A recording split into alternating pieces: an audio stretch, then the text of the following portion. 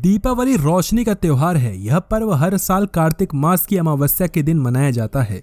हर जगह अलग अलग तरीके से दिवाली की धूम देखने को मिलती है।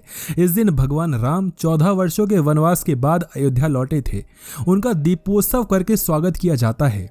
हिंदू धर्म में दिवाली का खास महत्व होता है। इस दिन माता लक्ष्मी और गणेश भगवान की पूरे विधि विधान से पूजा अर्चना भी की जाती है। इस साल दिवाली 12 नवंबर 2023 को मनाई जाएगी। दिवाली को लेकर कई मान्यताएं हैं जो इस त्योहार को और खास बनाती हैं। धनतेरस की शाम को कुछ ऐसी चीजें होती हैं जो भूल कर भी किसी को नहीं करनी चाहिए।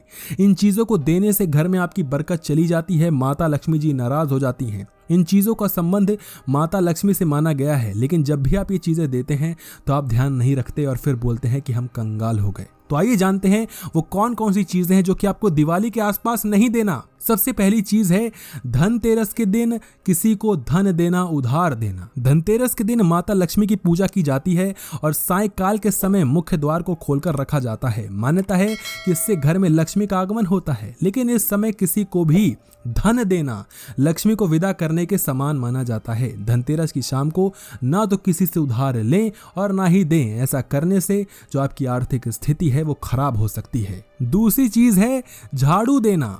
झाड़ू का संबंध लक्ष्मी जी से माना जाता है। शाम को झाड़ू देने से माता लक्ष्मी की कृपा चली जाती है।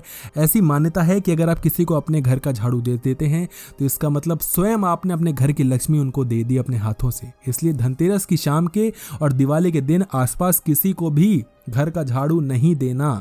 कई स्थानों पर तो बरकत के लिए धनतेरस का जो झाड़ू है वो लोग खरीदते हैं, तो आप उसको देने की कैसे बात कर सकते हैं। तीसरी चीज है धनतेरस की शाम को या दिवाली की शाम को आपको किसी को भी प्याज नहीं देना। कई बार ऐसी स्थिति आ जाती है कि पड़ोसी कुछ मांगने आ जाते हैं हमारे घर, तो उनको चीजें हमें देनी पड़ती हैं, लेकिन ध्यान रखें कि धनतेरस और दिवाली की शाम को भूलकर भी प्याज लहसुन नहीं देना।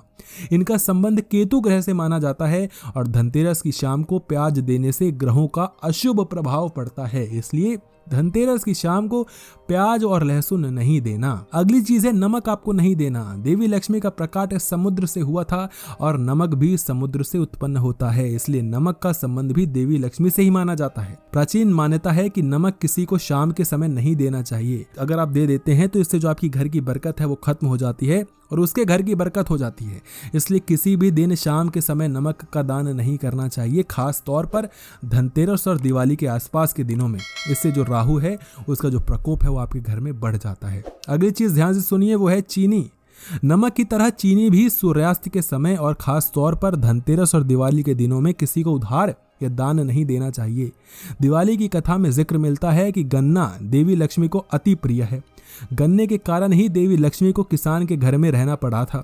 गन्ना से चीनी तैयार होती है। ऐसा मान्यता है कि दिवाली धनतेरस पर चीनी किसी को दान देने या उधार देने से जो घर की लक्ष्मी होती हैं वो चली जाती हैं। हाथ जोड़ के इस वीडियो को रिक्वेस्ट है कि शेयर कर दीजिए सभी लोगों के पास, ताकि वो कोई गलती ना करें अपने सभी व्हाट्सएप ग्रुप में सभी लोगों को। और यदि आपको वीडियो अच्छी लगी है तो वीडियो को लाइक कीजिएगा। धन्यवाद।